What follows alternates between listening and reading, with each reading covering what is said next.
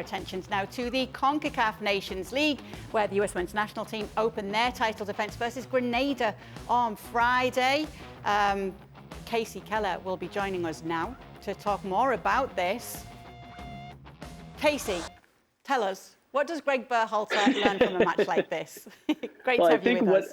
I think the first thing that he learns is which players aren't going to be up to the task to play in the World Cup. And I think that's always a difficult thing when you go into a match and you're a player knowing that I'm more likely to hurt myself than I'm able to help myself against this quality of opposition. But in the end, if you're a fringe player and you get a chance to play in this match, you know you have to perform and you have to perform well. Because if you don't, the manager and the coaching staff are automatically going to say, well, if they can't play against Grenada, how are they going to be able to play against England in a World Cup match? So first and foremost, just have a good game, because that's all you can do considering the opposition that you're playing against. And then hopefully it's enough to give you a chance down the road, because it doesn't matter. You score 3 goals in this match, you're supposed to score 3 goals in this match.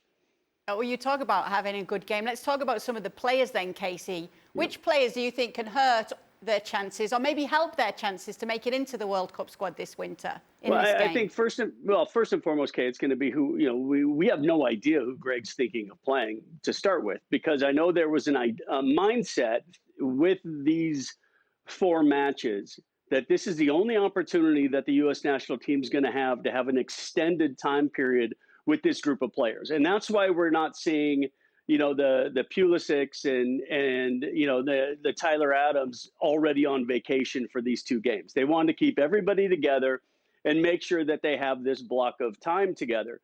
So that's the first question: is Gregg going to play the strongest team he can possibly play, or is this an opportunity to play some of the guys that he still has a question mark on? So let's go to some of those guys that he probably has a question mark on. We saw that Sean Johnson played the other day, which for me was a little bit of a surprise.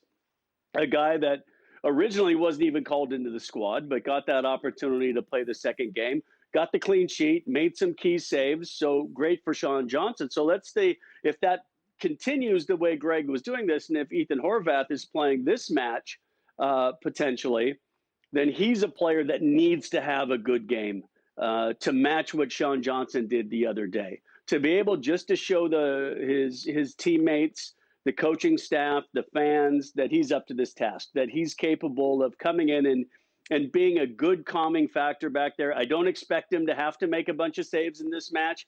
So then you do all those other things right. I think as well as you look at a player like Cameron Carter-Vickers, who I really like as a defender. I think he's like an old school, hard-nosed, wins every challenge in the air, great one-on-one defender.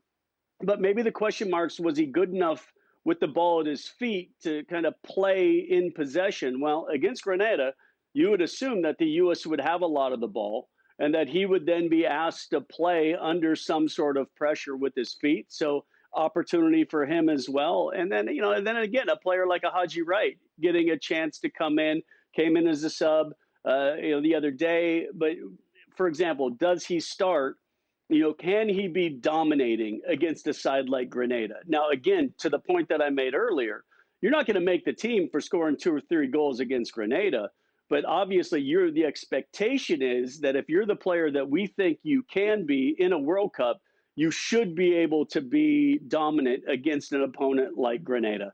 And so those are just a few players, if they have the opportunity to play, and then combine that with players like Jordan Morris and Christian Roldan, guys who've been around the squad a long time, haven't got a chance to play in the first couple matches. When you get that chance, like I said, you have to take it with both hands. Casey, when it comes to the UEFA Nations League, there's been a lot of criticism about these players having to play so soon after such a long season. Obviously, a lot of the US players are based in Europe and have had those long seasons themselves. Right. What are your thoughts on it? Well, I think it's another mechanism for FIFA to make money, because you think you've got World Cup qualifying. You've got then in Europe, you would have the Euro qualifying. So let's shove this other thing in there so no country's going to have friendlies where we don't get a piece of the income, is the only thing that really comes to my mind.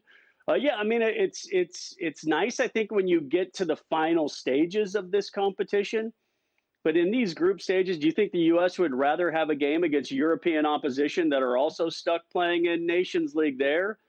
So yeah, frustrating, I think, for everybody involved. But you play by the rules that are given to you. Excellent for a country like Grenada to get the opportunity to play against the U.S. But I think the U.S. would rather be playing a stronger opposition right now in such a short window and so few matches before this World Cup starts in November.